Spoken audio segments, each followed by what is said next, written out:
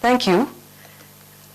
Just to split my 5 minutes into 3 parts, I think this sort of strategy will help, I feel, because right through one's own career in radio, television or print, you've been more a storyteller, communicating news, but also a sort of repository of fantastic things that already happen among citizens.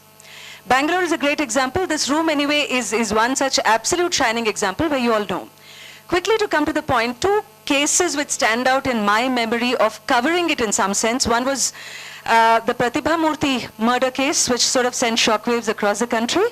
For those of you who came in late, BPO employee who got raped and killed by her driver while on the night shift.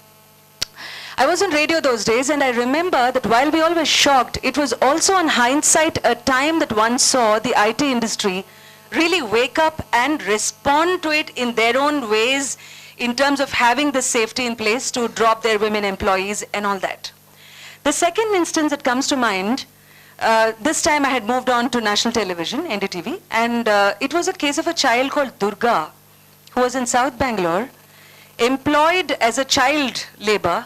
She was 8, I think, by a very high-tech IT couple, and absolute case of abuse and violence against what the child had suffered, still can recall, including hot oil poured on her back, the works.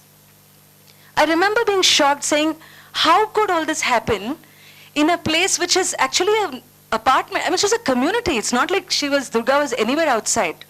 And finally, for those of you who remember, the case came to light because one neighbor, amongst all the hundreds of people who lived there, it took one neighbor's call to actually rescue the child.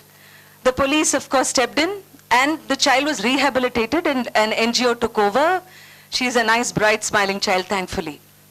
Which brings me to the point that police is not either the sort of the ultimate word in terms of reaching help or support, nor is it physically possible, let's say, with 1 lakh police force for a citizenry of 1 crore. What does this therefore mean?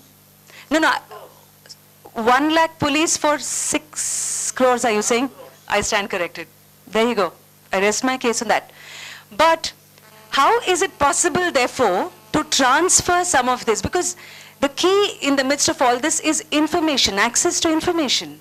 The police has information that citizens do not have, and therefore, can there be a cooperative policy where the police actually makes use of these resources? The third point I'll come to is, therefore, my own experience when I got drawn by a very senior bureaucrat, very popular bureaucrat in the state, to be part of a sort of a citizens group to launch an app. This was right after the Nirbhaya case. I think the group was Samanya Kannadiga, if I'm not mistaken.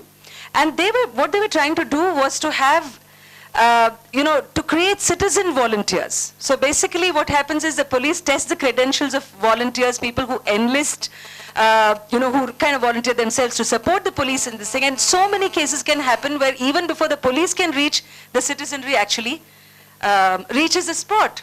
Maybe in a bus stop where a child is being abused or a woman is facing violence, this can happen. But that is really stuck for, we can go into the details of that, is that the police has to be willing to share that sort of, and be transparent and give the citizens that sort of an access to information and co-opt the citizens into this. One, therefore, I feel is that as a woman, my safety is a perception. Maybe it's not really a tangible thing. I should feel safe.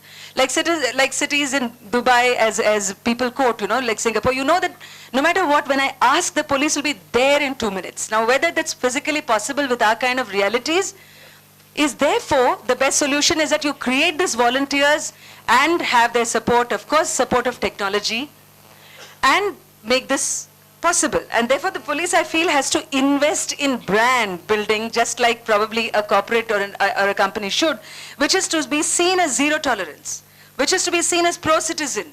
And no matter what, we're there for you. That sort of perception and the dhairya has to come so that we Nagarikaru feel that, okay, we are safe. Because that perception, first of all, is as important to be created.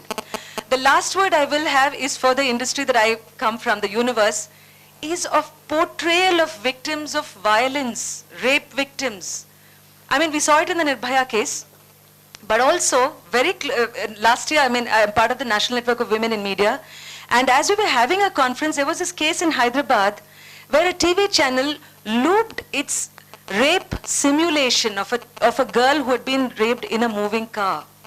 While it makes you cringe to watch it, within the next few days, I am told there was exactly a similar rape incident, and they actually said in their statement that we were inspired by that rape video which was put out on television.